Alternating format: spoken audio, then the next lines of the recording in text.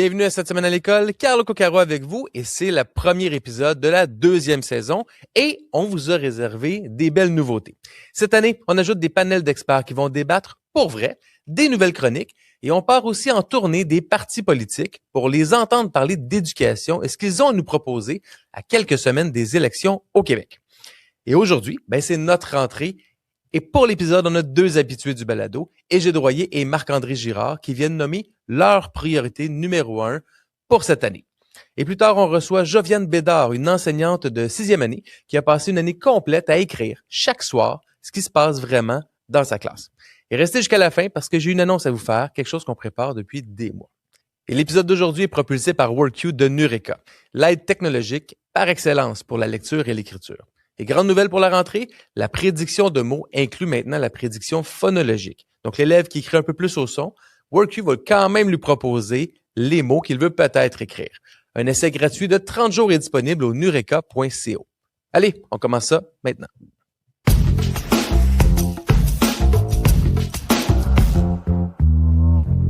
Pour le premier bulletin de nouvelles de la saison, on commence avec une première nouvelle de La Presse de vendredi dernier de la journaliste Mélanie Marquis qui rapporte les résultats d'un sondage Synopsis. Les Québécois donnent la note C à leur école publique. 1040 répondants au début août et 46% donnent un C à l'école primaire et secondaire. 3% donnent un A, 30% un B et une personne sur 5 la met carrément en échec avec un D ou un E. Mais le chiffre le plus lourd, il est ailleurs. C'est 56%, ils pensent que la qualité de l'enseignement s'est dégradée depuis 15 ans. Ceux qui pensent le contraire, seulement 7%.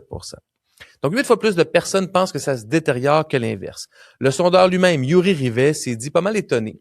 Sur à peu près tous les autres sujets, les Québécois sont optimistes. Mais sur l'école, non. Puis moi, ce qui me frappe, c'est pas tant la note. Une note, c'est une opinion. Ce qui me frappe, c'est qu'on note notre école comme on note un restaurant, avec les impressions. Personne n'avait vraiment de portrait complet devant les yeux en répondant à ce sondage-là, parce que ce portrait-là n'existe pas. Une perception, ça se discute. Une mesure, elle, ça se vérifie. Puis on a juste la première, la perception. En passant, ce sondage lance une série dans la presse qui vaut le détour. Ça s'appelle Enquête de solutions. Plusieurs textes, dont un dossier sur l'Ontario signé Mélanie Marquis et un sur les cégeps signé Louise Leduc, puis je vais y revenir dans 2 minutes. C'est du bon journalisme d'éducation. On en veut et on en reprend des articles comme ceux-là. Deuxième nouvelle, dans le Devoir d'hier, un texte de Sébastien Auger de la presse canadienne. Les principaux intervenants du milieu scolaire réclament des états généraux sur l'éducation ou à tout le moins une grande réflexion, peu importe qui formera le prochain gouvernement. On l'entend, cette demande-là, depuis des mois et des années de différents groupes. Donc, c'est pas seulement un groupe isolé qui fait la demande. La demande vient à la fois des directions d'école, la FQDE, des syndicats d'enseignement et même des écoles privées, la FEP. Les derniers états généraux sur l'éducation, c'était en 95-96. Ça fait 30 ans. C'est toute une génération d'élèves qui est entrée à la maternelle, qui est ressortie sur le marché du travail depuis notre dernier grand exercice collectif de réflexion sur l'école. 30 ans sans grande réflexion, puis une campagne électorale qui s'en vient. Je pense que les deux vont ensemble. Faut se demander, c'est quoi une grande réflexion de qualité? C'est quoi des bons états généraux? Et surtout, c'est quoi l'impact qu'on veut que ça ait dans la société pour nos jeunes? Mais dans tous les cas, il semble y avoir consensus pour une réflexion commune. Troisième nouvelle dans la presse de jeudi dernier, la journaliste Louise Leduc résume la rentrée collégiale en une phrase qui dit tout. Les cégeps débordent et ils sont vétustes. Près de 210 000 jeunes au cégep cette année, c'est un record. Puis en même temps, c'est mathématique. Il y a eu un mini baby boom de 2006 à 2015 et là, maintenant, ces jeunes-là sont arrivés au collégial. Résultat de ça, sur l'île de Montréal, c'est 25% plus de jeunes que l'an dernier qui ont été refusés à leur premier choix. À Québec, c'est 40%. Mais pendant ce temps-là, en région, le problème il est inverse. Les étudiants étrangers disparaissent, puis dans les 32 cégeps du SRAM, les demandes complètes de l'étranger sont passées de plus de 11 000 en 2024 à peu près 2 000 cette année.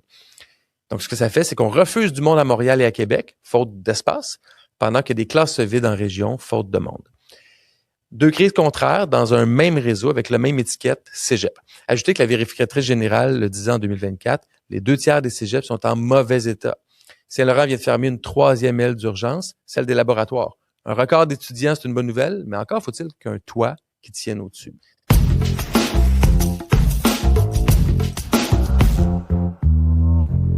Et le chiffre de la semaine cette semaine, 1,7 million. C'est au bas mot le nombre de Québécois qui font leur rentrée ces jours-ci, de la maternelle 4 ans à l'université. Ça veut dire que presque une personne sur 5 rentre en classe cette semaine. Puis C'est sans compter la formation professionnelle et l'éducation aux adultes. Donc, quand on dit que l'école, c'est l'affaire de tout le monde, ben c'est pas juste une image. On l'a vu, une note de C, des états généraux réclamés, des cégeps pleins à craquer, tout le monde sent que quelque chose se joue cette année. Alors, plutôt que de commenter ça tout seul de mon siège, j'ai posé la question à 2 personnes qui connaissent le réseau de l'intérieur.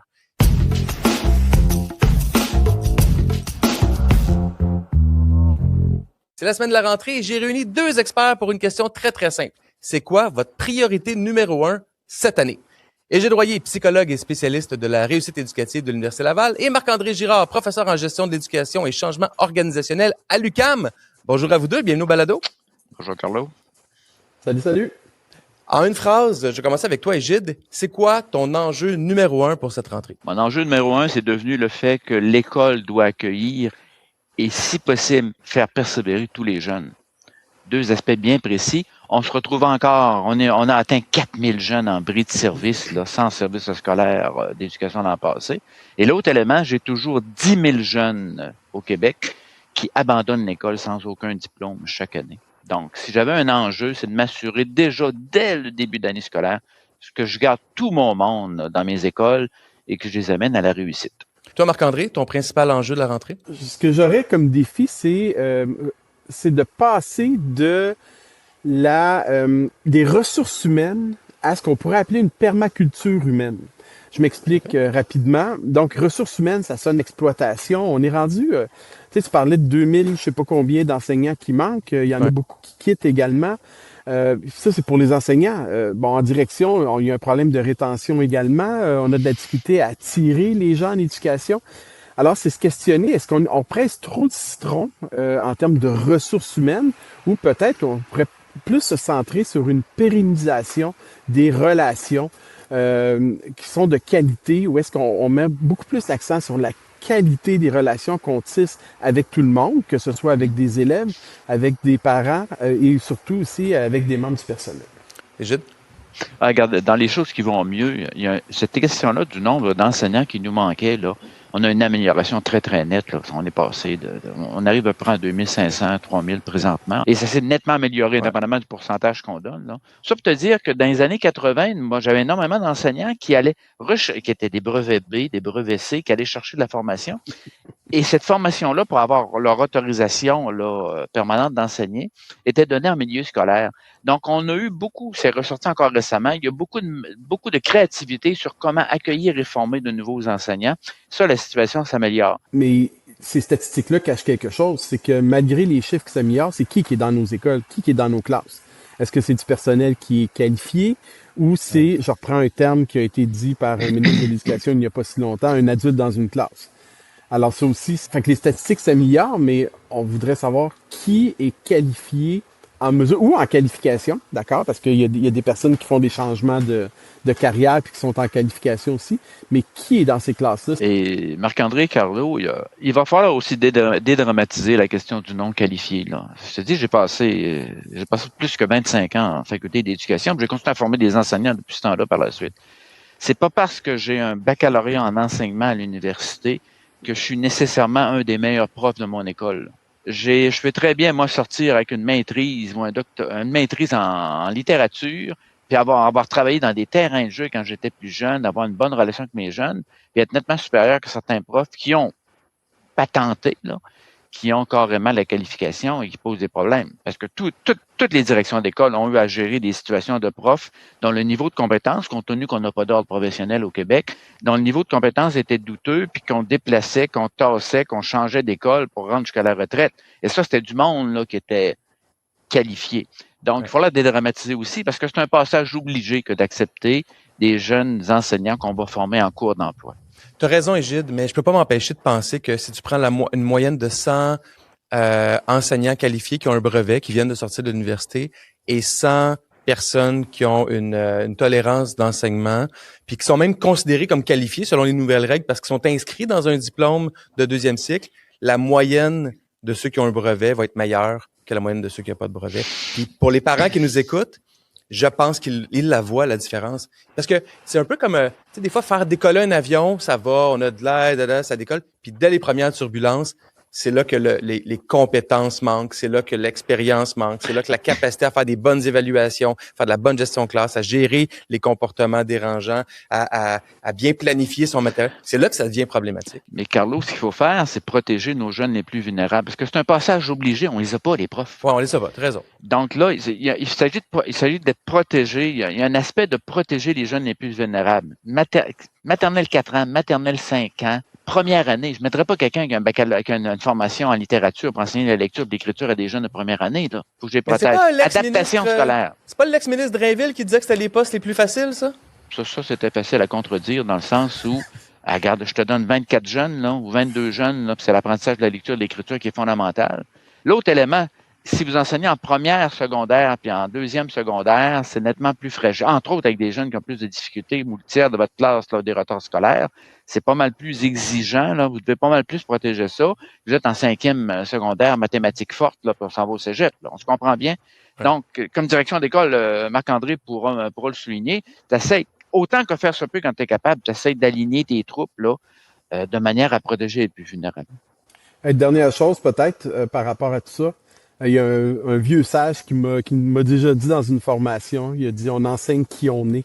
Alors le savoir-être est hyper important.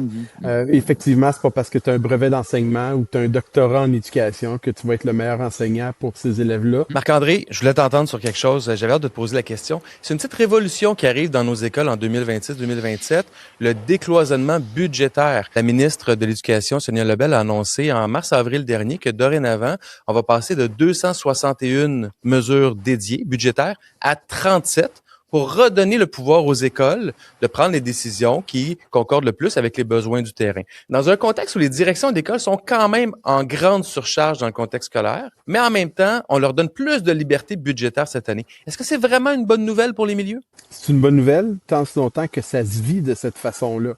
À l'heure actuelle, cette décision-là, elle a été prise tardivement l'année passée, ce qui fait qu'il y a beaucoup de centres de services à l'heure actuelle qui n'ont pas commencé à, je dirais, décloisonner ces mesures-là. Alors, ça va venir en cours d'année, mais pour l'instant, ça se vit pas de façon uniforme partout dans le réseau. Mais c'est sûr et certain qu'à la base, on appelle ça le principe de subsidiarité. On veut que les décisions d'importance se prennent le plus près possible des personnes concernées, notamment des élèves, des enseignants. Alors, sur papier, c'est une excellente nouvelle. Maintenant, comment ça va se traduire puis comment ça va fonctionner? Et aussi, ça prend du leadership pédagogique pour aller avec ce pouvoir-là. On donne plus de pouvoir aux directions. Ça prend un niveau de leadership qui va accoter ce pouvoir-là à quelque part. Et je pense que le leadership est distribué inéquitablement. Il est présent, mais distribué inéquitablement dans les écoles. Alors, ça veut dire je pense qu'il faut qu'on prenne conscience de notre pouvoir pédagogique, qu'on soit formé en question, puis se mêler aussi de la pédagogie, mettre de côté un peu le côté administratif de notre tâche, s'investir dans la pédagogie, savoir quoi on parle, être capable de mener nos troupes, puis après ça, avoir des moyens financiers pour... disons, avoir les babines les bottines qui vont à la même vitesse que les babines. Ouais. Il y a la nature des enveloppes qui pourraient demeurer protégées aussi. Je pense à celle de l'achat des livres. On en a parlé énormément. Ouais. En 15 secondes, là. La recherche est relativement claire présentement qu'au niveau de l'apprentissage de la lecture en première, deuxième, voire en troisième année, là, c'est papier-crayon au niveau de l'écriture et c'est livres réels au niveau de la lecture. Et compte tenu de la mission de l'école de ne pas avoir protégé l'enveloppe qui s'appelle l'achat de livres, là, on en a parlé énormément dans les médias. Ça peut être questionnable. Donc, il faudra peut-être revoir un peu. Il y a des choses qui relèvent tellement de la mission de l'école que ça va de soi que ça devrait être protégé comme enveloppe. Ouais. Moi, je sais pas ce que vous en pensez, mais moi, je suis pas si inquiet pour les livres. Je pense que fondamentalement, les acteurs terrain, enseignants, direction d'école, entre autres, le savent à quel point les livres sont importants. Et moi, je soupçonne qu'ils pourraient même se vendre ou s'acheter encore plus de livres dans les écoles parce qu'il y aura théoriquement plus de budget disponible aussi pour les livres. Pas seulement, je comprends qu'on a la peur que les livres soient remplacés par, je sais pas, un logiciel ou un ballon, là, pour prendre un exemple caricatural un peu, mais il y a quand même théoriquement plus d'argent disponible pour les livres si les milieux veulent bien dépenser cet argent-là. Carlo, on a une histoire de sous-allocation dans nos bibliothèques scolaires. Est-ce que le fait d'enlever l'enveloppe protégée va améliorer la situation? On le verra. Mais écoute, c'est pas d'hier là, que cette question-là revient. On verra. Ouais. Mais je continue à croire que ça se discute même pas. Il faut qu'au moins que l'enveloppe soit protégée, si ce n'est, comme tu dis, augmenté. Tu parles d'un impact, mais aussi un contrôle. Parce qu'on sait que les ressources financières sont rares, alors tout l'argent qui est investi ou qui est distribué dans les écoles est contrôlé, il y a une certaine transparence, fait que le gouvernement a des comptes à rendre là-dessus. On est dans la gestion axée sur les résultats. Hein. Mais justement, ça aussi, tantôt je parlais d'un super pouvoir financier pour les directions. Il faut pas oublier une autre chose, c'est que avec ce super pouvoir-là, avec cette autonomie augmentée-là, vient l'obligation de rendre des comptes. Et rendre des comptes aux parents dans les conseils d'établissement, rendre des comptes aux enseignants qui trouvent qu'il manque de livres, par exemple, s'il y a des choix qui ont été faits autres qu'investir dans des livres. Et à terme, évidemment, au centre de service, puis peut-être même au ministère. Dans un récent dossier de la presse, les Québécois donneraient la note de C au réseau de l'éducation du Québec. Moi, je veux savoir, en terminant, quelle est votre note à vous? Marc-André, quelle note est-ce que tu donnes au réseau? Carlos, tu m'as déjà posé cette question-là. Je trouve ça difficile de répondre à ça. Je veux une réponse, Marc-André! Oui, mais tu vas être déçu. Je t'explique pourquoi. C'est des centaines d'écoles au Québec. C'est des centaines de milliers d'enseignants. C'est des milliers de gestionnaires scolaires. Il y a 72 centres de services, etc. Ça peut pas être la même note partout. Je trouve ça glissant d'aller avec ces notes-là qui sont basées sur le passage, disons-le comme ça, à un système de l'éducation. Ce que je comprends, c'est qu'il y a un travail à faire de démystification de ce qui se fait dans les écoles, expliquer pourquoi on intervient de cette façon-là, et aussi d'ouvrir peut-être un peu plus nos portes aux parents, et à la communauté pour qu'ils puissent venir témoigner de ce qui se fait dans nos écoles. Puis je sais très bien que je réponds pas à ta question. Je sais très bien que tu voudrais que je te donne une note, mais moi, je refuse d'embarquer dans cette joute-là. Alors, tu refuses d'embarquer, j'accepte ton refus. Moi, je vais aller voir Égide, puis Égide, il va me donner une note, lui. Je vais même t'en donner une couple de notes. Regarde, la première, c'est que compte tenu de l'organisation de notre système à nous autres, j'ai même pas besoin d'aller en Finlande. Moi, là, je traverse la rivière des Outaouais. Je vais aller voir ce qui se passe en Ontario.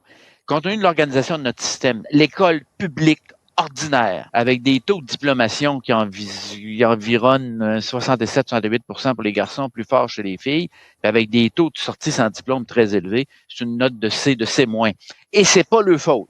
Si je m'en vais dans des collèges privés qui sélectionnent ou des écoles à projet particulier qui sélectionnent dès l'âge de 4 ans, école internationale publique, je suis le parent d'un enfant qui va là, probablement que je vais donner une note de B+, A, quelque chose du genre. Mais ça relève pas nécessairement, même pas de l'école dans ce cas-là. Ça relève du fait que j'ai un échantillon d'élèves forts. Et une troisième note que je m'en vais te donner, je regarde des écoles privées ou publiques spécialisées pour des jeunes lourdement handicapés en troubles graves d'apprentissage. Des fois, je portais à donner la note A+. Exemple Vanguard au niveau de l'école privée spécialisée ou d'autres types d'écoles spécialisées. Donc, ça dépend. Mais la note varie de par le fait qu'on regroupe des élèves très hétérogènes avec des 30, 35, 40% un plan d'intervention de certaines écoles, comparativement à sport-études, baseball-études, des choses comme ça, qui sont homogènes forts, qui doivent garder une moyenne de tant de pourcentage. Donc, la note varie au Québec en fonction de cette très grande différence au niveau de l'organisation scolaire, contrairement à ce qu'on voit en Finlande et contrairement à ce qu'on voit en Ontario. Ma note serait différente chez les francophones ontariens. Je serais dans le B+, A presque partout pour l'école publique. Merci, Égide. Tu vois, c'est ça que je voulais comme réponse, Marc-André. Mais là, je te laisse la chance de te reprendre, Marc-André, parce qu'on va terminer avec des questions en rafale. Tout ce que je veux, c'est une réponse en un mot. Oui ou non, quelque chose comme ça. Je te laisse tout de suite la chance de te reprendre. Regarde, je retourne à Égide. Égide, il va te montrer comment répondre. Égide, oui ou non, cette année scolaire verra moins de violence dans les écoles que l'an dernier? Non. Marc-André? Non. Oui ou non, le bannissement du cellulaire a rendu nos écoles meilleures? Marc-André? Non. Égide? Oui. Oui ou non, la rentrée 2027, l'an prochain, se fera sans pénurie d'enseignants? Égide? Non. Marc-André? Non. Non plus, hein? Et dernière question, oui ou non, est-ce que vous donneriez mieux que la note de C à l'école québécoise? Et là, la question est juste pour Marc-André. Oui, je donnerais mieux, honnêtement. Oui, génial. Messieurs, merci beaucoup. Égide Royer, psychologue et spécialiste de la réussite éducative. Marc-André Girard, professeur en gestion de l'éducation et changement organisationnel à l'UQAM. Merci, messieurs. Merci.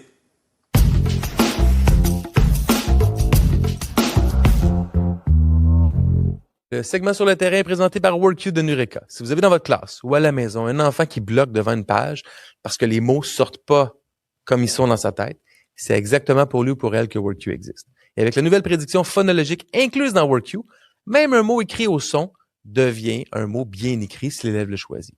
Essayez-le. Une version de cette 30 jours gratuite existe au nureka.co. Mon invité aujourd'hui a fait quelque chose que peu de gens font. Elle a ouvert la porte de sa classe. Pas pour se plaindre, mais pour montrer. Joviane Bédard, enseignante en 6e année et autrice du Tour de l'éducation en 200 jours. Et c'est Égide Royer qui m'a mis son livre entre les mains et je comprends pourquoi. Joviane, bienvenue au balado. Et bonjour. Joviane, comme je disais, il y a peu d'enseignants qui vont le faire. On va voir des commentaires à gauche, à droite, des fois sur les réseaux sociaux. Mais pourquoi avoir pris la peine de passer 1 heure par soir, alors que les journées sont déjà assez chargées comme enseignante? Pourquoi prendre 1 heure par soir pour documenter ton quotidien? J'avais envie d'ouvrir la porte. J'avais envie de laisser les gens rentrer dans ma classe. Je pense qu'éducation, c'est une question de société. Puis j'avais envie de justement laisser rentrer les gens venir, voir tout le positif qui se fait, l'amour qu'on donne aux enfants. Je veux dire, on parle beaucoup d'éducation, mais parfois on parle pas du côté magique, du côté des étoiles dans les yeux des enfants. Puis moi, j'ai ça au quotidien. J'avais envie de le partager, puis peut-être d'ouvrir la porte à des futurs collègues pour venir prendre la relève. On en manque de ça. Donc, j'avais envie de vous inviter. Mais c'est pas ça que tu voulais montrer. Tu fais simplement documenter ce qui se passait, tout le beau et tout le plus difficile, c'est ça? J'y vais sous forme d'un peu de journal. Donc, Quand on s'est parlé en pré-entrevue, quand on parlait de loyauté, toi, tu m'as dit, moi, la loyauté est envers les parents. Explique-moi ça, parce qu'il y a probablement des collègues de travail qui te disent, oh non, moi, je suis pas loyal envers les parents, je suis loyal envers les élèves ou envers l'employeur, mais pas tant les parents, parce que des fois, la relation école-maison est plus compliquée que si on a tendance à blâmer les parents, des fois, pour ce qui va moins bien. Pourquoi, toi, ta loyauté, tu la diriges envers les parents? Ben, au Québec, on s'est doté d'un superbe programme d'éducation, je vous dirais. Et c'est qui paie ce programme finalement? Ben, c'est les contribuables, les parents, dont moi aussi là. Donc, je paie aussi le système que je travaille dedans, mais c'est eux qui payent le système. Donc, je me sens aussi un peu loyale envers eux. C'est eux qui contribuent pour ça. Cette belle chose, cette belle institution. Est-ce qu'on peut revisiter notre institution? Absolument là. Mais c'est eux qui paient ça. Donc, oui, je me sens aussi loyale envers eux. Oui, j'ai le centre de service, j'ai le ministre aussi de l'Éducation, mais il y a aussi une partie importante, il ne faut pas oublier les parents. Quand on fait face à des élèves qui ont des enjeux, des défis, des troubles d'apprentissage, la compréhension de cet enjeu-là peut être différente. Puis des fois, la formation universitaire permet pas toujours de bien comprendre tous les tenants à bout de ça. Et toi, tu l'as vécu parce que tu me disais en pré-entrevue justement que tu as compris des choses à cause des difficultés et troubles d'apprentissage que ta fille a, qui a fait de toi une meilleure enseignante. Peux-tu nous expliquer ça? Ah, absolument. Mais en fait, je me suis rendu compte que finalement, j'étais pas nécessairement assez outillée. Je comprenais pas nécessairement l'enjeu global de tout ça. Puis il y avait des morceaux du casse-tête qui me manquaient. Et lorsque ma fille, dans le fond, a eu son diagnostic, je me suis mis à chercher, je me suis mis à essayer de trouver des réponses. Je voulais savoir, finalement, le cerveau de mon enfant fonctionne comment? Et je voulais l'aider. Et là, en plus, je suis maman enseignante. Oh mon Dieu, mon enfant doit réussir, hein, cette pression-là aussi existait. Donc, je me suis mis à chercher. On a trouvé des réponses ensemble, on a trouvé des outils, justement. Et ça a changé ma vision des outils technologiques. J'étais de ces parents qui trouvaient que ça donnait un avantage. Ah oui, hein? Et que ça allégeait dans le fond, l'effort de l'élève. Et wow, j'avais tout faux finalement dans ma perception. En fait, je l'ai vu autrement. Je me suis mis à voir la chose plutôt comme est-ce que si quelqu'un porte des lunettes, il triche à l'école? La réponse est non. Alors, je me suis mis à voir les aides technologiques de cette façon-là aussi. Est-ce que si mon enfant ou mon élève utilise l'ordinateur, est-ce qu'il triche? Absolument pas. Ça me permet de découvrir, en fait, ça m'a permis de découvrir un aspect de mon enfant que je connaissais pas. Ça m'a permis de voir, ça m'a laissé entrer justement dans son univers. Elle écrit des textes, elle est drôle, elle est créative et pour la première fois, elle pouvait le mettre sur papier. Mais tout ça existait déjà dans sa tête, là. C'était là. Mais elle ne pouvait pas le mettre sur papier. Qu'est-ce que ça a fait pour elle en termes de sa perception d'elle-même, l'utilisation d'outils techno, je pense pour la lecture et l'écriture là qu'elle utilise. Qu'est-ce que ça a eu comme impact pour elle dans sa perception de ses talents, de ses forces ou de ses habiletés? L'estime de soi, c'est quelque chose qui se développe, puis ça s'effrite très facilement, puis ça se rebâtit difficilement. Et je me suis rendu compte après nos conversations, une fois que le diagnostic a été posé, elle m'a dit une phrase qui m'a donné la chair de poule. Elle m'a dit, maman, alors, je suis intelligente finalement? Je me suis dit, mais ça fait combien de temps que tu penses que tu ne l'es pas? Tu l'as toujours été. Des petites phrases comme ça dans son cœur d'enfant, dans sa tête d'enfant, pour moi, ça a été, oh mon Dieu, je suis heureuse d'avoir investigué, je suis heureuse d'avoir fait les démarches et je suis heureuse maintenant de pouvoir t'aider en te donnant des outils pour que tu puisses penser autrement. Fait que c'est inestimable comme cadeau quand on peut savoir comment aider son enfant. Ouais. Qu'est-ce que ça a changé chez Joviane, l'enseignante, cette utilisation d'outils techno comme WorkU pour ta fille? Ben, chaque année, j'ai des petites Jessica, pour pas la nommer, dans ma classe. Donc, chaque année, c'est comme si je voyais ma fille dans ma classe.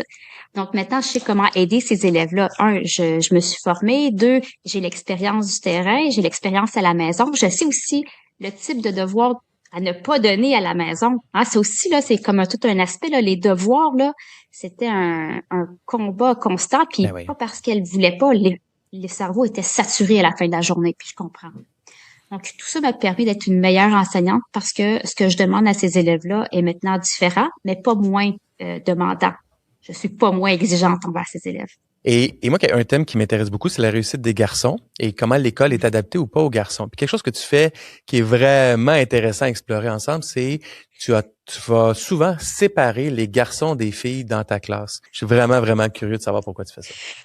Oui, et en fait, les commentaires de mes élèves, là, une fois que la séparation est faite, ils ne veulent plus revenir à l'arrière. Et c'est ce qui m'a étonné. Oui, c'est ce qui m'a étonné le plus. Donc, je leur fais toujours remplir des petites notes là d'appréciation. Qu'en pensez-vous? Comment vous le vivez? Est-ce que vous vous sentez bien? Parce que le but, c'est pas de séparer et de nuire à qui que ce soit, mais ils adorent. Donc, oui, je sépare filles et garçons d'un côté et je travaille différemment d'un côté comme de l'autre. En général, ça fonctionne super bien. Les garçons sont vraiment stimulés par les défis, la compétition, un timer, là, ça les stimule vraiment. Et les filles de l'autre côté, ben, je veux dire, ils aiment le calme, ils aiment les petites caresses douces, ils aiment la petite papeterie, les crayons, les fluos, tout ça. Et c'est complètement différent. Est-ce qu'on arrive au bout du compte à la même place? Absolument. On arrive dans la ligne d'arrivée ensemble, mais de manière différente. Et je pense que les garçons fonctionnent vraiment d'une autre façon. Puis c'est correct, il n'y a pas une meilleure façon qu'une autre, c'est juste qu'il faut accepter que ça soit différent. Dans ton livre, tu dis aussi que dans les écoles, on a tendance à enlever la compétition, les batailles de boules de neige, le roi de la montagne, ce chamaillage-là sympathique. Qu'est-ce qu'on a perdu en enlevant ça? Ben, en fait, c'est plutôt chez les garçons. Je crois que ça a le plus d'impact. Les garçons se développent au niveau moteur, donc la compétition, c'est simple pour un garçon. Ils se mesurent ainsi, comme ça, ils bâtissent leur image de l'homme qu'ils veulent devenir, puis tout ça. Puis c'est extrêmement important, comme du côté qu'on développe les jeunes filles, elles aussi ont leur manière de se développer, mais c'est comme si on avait enlevé un aspect seulement chez les garçons. Mais moi, je me souviens en début de carrière, là, je ne fais plus ça, mais en début de carrière, je faisais la bataille de balles de neige avec mes élèves. Là, mon dos d'une trentaine d'années me ne permet plus. Mais je me souviens le plaisir, le fou rire qu'on avait ensemble et la chimie, puis tout ça, ça fait en sorte que ça fait une belle cohésion dans une classe. Quand que tout le monde peut se dépenser et vivre leur soi comme qu'il devrait être, on est tous bien prêts et disposés à apprendre d'autres choses après. Ça fait en sorte que quand les groupes sont faits en début d'année ou à la fin de l'année précédente, on a tendance à te mettre les garçons, entre guillemets, les tannants. Pourquoi t'es bonne avec eux, tu penses? Ben, je pense qu'on rit beaucoup. Puis, je pense que, justement, je leur permets d'être des garçons. Je vous dirais que parfois, dans le côté des garçons, ça sent un peu bizarre, mais c'est correct, c'est des garçons, je les accueille, je les accepte, tout ça. C'est différent, un garçon, c'est bruyant, ça prend de la place, ça parle plus fort, ça dérange, mais c'est correct, il faut l'accepter. Puis je pense que c'est ça, je leur laisse leur place. Je veux pas qu'ils changent leur manière d'être. Ce que je constate, c'est que ils se sentent bien. Ils se sentent pas écrasés en tant que petits garçons. Fait que je pense que c'est un de ce qui fait un de mes atouts qui fait le succès dans ma classe chez les garçons. Les enfants tannants sont souvent classés tannants année après année. Puis j'ai tendance à penser que le premier contact avec l'enseignante, tu sais, après avoir passé 3-4, toi, tu es en 6e année, donc après avoir passé 3, 4, 5 ans à être classé de tannant, là, il arrive dans ta classe, les premières minutes doivent être super importantes. Qu'est-ce que tu penses que tu fais de bien dans ces premières minutes de connexion-là avec ces élèves-là? Moi, je leur dis que ceux qu'ils étaient l'an passé n'existent plus. Je leur dis que cette année, ils peuvent être qui ils veulent. Je leur dis que je vais les accueillir au moment présent. Qui tu es maintenant. Alors là, s'ils ont fait des bêtises l'année passée, c'est fini, c'est derrière. Moi, ça m'importe peu. Tu as parlé des futurs enseignants dans un contexte de pénurie puis de grands défis. Est-ce que tu recommanderais aujourd'hui à une jeune femme ou un jeune homme d'aller en enseignement? Absolument. Puis on veut aussi des messieurs, venez-vous-en. Oui. Donc oui, ben oui. Donc on est dans un domaine plutôt de femmes, mais avoir un aperçu masculin aussi, c'est bénéfique pour avoir un modèle masculin pour les jeunes hommes. Ça aussi, on n'en parle pas beaucoup, mais et même pour les jeunes filles, hein. Aider. Modèle masculin pour les jeunes filles aussi, ça manque. Oui, effectivement. Donc oui, venez, on a besoin de relève. C'est un beau métier. J'ai le privilège de pouvoir voir dans le visage ou dans les yeux d'un enfant la réussite, l'accomplissement, la fierté. J'ai accompli, c'est magnifique. Puis moi, je suis assise aux premières loges de ce spectacle. J'ai vraiment que de la gratitude pour mon métier. Je me sens bien, je me sens vraiment épanouie. Puis j'ai vraiment l'impression que je fais une différence positive dans la société. Je trouve que c'est un métier magnifique. Ton livre, Le Tour de l'éducation en 200 jours, une immersion dans une année scolaire, 200 jours documentés. S'il y avait un moment dont tu te souviens le plus de ces 200 jours-là, celui qui t'a marqué, qui va te rester encore longtemps, ce serait lequel? Je pense que c'est le cross-country. C'est un moment de l'année que j'aime vraiment beaucoup, où je motive mes élèves à être des athlètes olympiques. Je leur mets Eyes of the Tiger juste avant de partir à l'extérieur. Ils sont motivés. Ils me le disent. Madame Jouviane, je me sens comme aux Olympiques. Oui, c'est ça. Allez-y, performez, dépassez-vous. Et je vous le dis, année après année, ils se dépassent tous, même s'ils ne sont pas bons à la course, là. Et je m'inclus dans la pas bonne à la course. Ils se dépassent tous. Et ça, pour moi, c'est magique. C'est cette ascension vers l'effort. C'est magique. Joviane Bédard, enseignante de 6e année et autrice. Merci d'avoir été là. Oui, merci. Avant de terminer, l'annonce que je vous ai promise en début d'épisode. Alors, vous venez d'entendre 2 experts qui regardent les mêmes chiffres puis qui en tirent quand même des rentrées différentes. La semaine dernière, les Québécois, dans le dossier de la presse, ont donné la note de C à leur école. Puis il y a aussi des voix qui s'élèvent partout pour réclamer des états généraux sur l'éducation. Donc, tout le monde sent qu'on a besoin d'un portrait clair, mais personne n'a ce portrait clair. Alors nous, on a décidé de le faire. Ça s'appelle l'État de l'éducation au Québec. Un rendez-vous annuel, indépendant, non partisan, qui va mesurer notre système d'éducation sur 10 ans, pas sur un cycle électoral. Les forces, autant que les zones à corriger, parce que notre école réussit des choses que personne souligne. Et la première édition arrive à la rentrée 2027. D'ici là, on va construire la méthode, le jury, les données. Et si vous voulez suivre la construction, ben ça se fait sur étatdeléducation.com et vous pouvez aussi vous inscrire à notre infolettre. C'est tout ce que je vous dis pour aujourd'hui. Le reste, on est en train de le bâtir.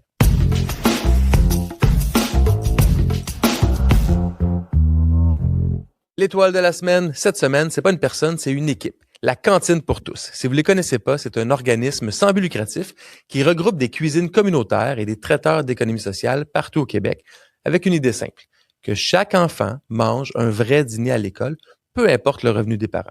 On sait à quel point c'est important d'avoir le ventre plein à l'école et leur programme dans les écoles fonctionne selon une formule qu'on devrait enseigner en économie. Les repas sont préparés localement et les parents paient ce qu'ils peuvent. Minimum 1 $ par repas. Le coût moyen, c'est 7-8 $. Puis pourquoi ils sont l'étoile cette semaine? Parce que pendant que tout le monde donne des notes à l'école, eux, ils la nourrissent. Puis cette rentrée-ci, c'est 263 écoles primaires dans 14 régions. C'est plus de 84 000 élèves qui vont avoir accès à un dîner scolaire grâce à eux. Et c'est 29 000 de plus que l'an dernier. Puis en plus, l'organisme s'apprête à fêter ses 10 ans. Donc, le travail n'est pas fini. Évidemment, ils aimeraient ça nourrir le Québec au complet. Mais 84 000 enfants qui commencent l'après-midi le ventre plein, c'est 84 000 élèves de plus qui sont capables d'écouter. Alors, bravo à toute l'équipe de la Cantine pour tous.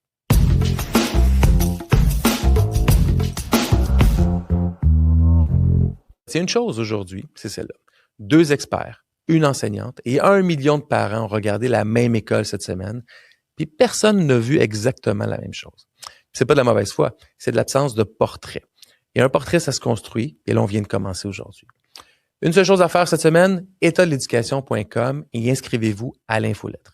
Merci à Égide Royer, merci à Marc-André Girard et merci à Joviane Bédard d'avoir été présent dans l'épisode d'aujourd'hui. Je vous encourage à aller voir son livre « Le tour de l'éducation en 200 jours ». Et la semaine prochaine, un autre panel d'experts et le début de notre tournée des partis politiques en vue de l'élection. Tous les partis, même question, parce que l'éducation, ça mérite plus qu'un simple slogan. D'ici là, je vous souhaite une très, très belle rentrée à tout le monde. Prenez soin de vous et on se revoit la semaine prochaine. Bye tout le monde.